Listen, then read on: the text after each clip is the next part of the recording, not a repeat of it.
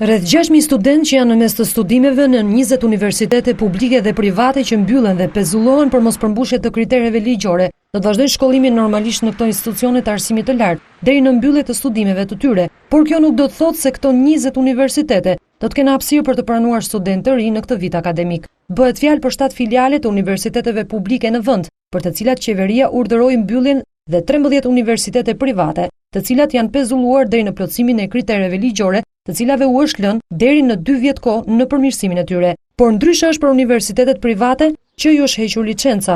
Veprimtaria e tyre do të ndërpritet dhe studentët do të transferohen në universitetet publike në rajonet nga ata kanë ardhur, ose nëse është në zgjedhjen e tyre mund të shkojnë dhe në universitete private. Ajo që është e rëndësishme që edhe këtë proces do të orientojmë duke vendosur mbi shinat e ligjit, që do të thotë do të verifikohet çdo diplomë e këtyre studentëve që vjen nga universitetet përkatëse.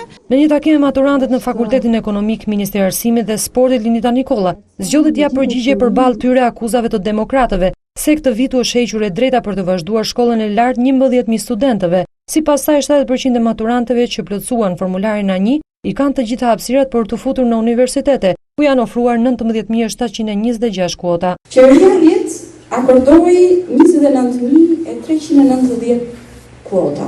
Sigurisht ka qenë një populizëm elektoral, ndërkohë që rezulton që u thithën 23.689 kuota. Vetë universitetet kanë kërkuar 22.000 kuota. 63 programe nuk ishin përshtatshme që të merrnin kuota për këtë vit akademik, që në total bëjnë vetëm 1.937 kuota. Ndërsa sa i përket akuzave se është rritur tarifa që duhet të paguajnë studentët për sa kohë janë në universitet, Nikolla tha se Ministria e Arsimit ka bërë një rritje shumë herë më të vogël se ajo që është kërkuar për rektorëve, senatit dhe këshillave të profesorëve të universiteteve.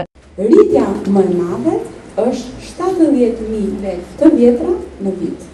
Po të pyesja, a do ketë një rishikim të diplomave të mësuesve? Dhe me që vini një zgjush matematike, do të thojë që 5 minuta shpjegoj mësimin e matematikës kur ne ishim në maturant, po sepse shpjegojnë vetëm 5 minuta, kolegët e mia të matematikës ndodhi ajo që ndodhi në provimin e maturës shtetërore në provimin e matematikës.